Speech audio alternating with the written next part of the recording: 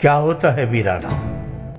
وہ بے مکین گھر جس کی دیواریں گر چکی ہوں، شیطانی مخلوقات کی پسندیدہ جگہ۔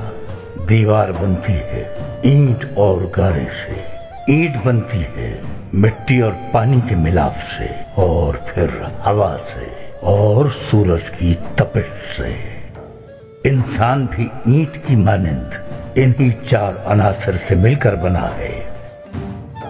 چنانچہ درویشی انہی چاروں عناصر کی تربیت کر کے ضرر سے پاک بنانے کا نام ہے۔ کیا ہوتا ہے اس سے؟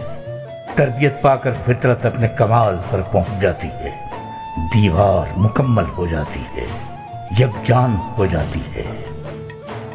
اینٹ کو جس قدر آنچ ملتی ہے اسی قدر وہ پختہ ہوتی چلی جاتی ہے۔ تو آنچ کے بغیر جب اینٹ کی تکمیل نہیں ہو سکتی تو انسان کی کیسے ہوگی؟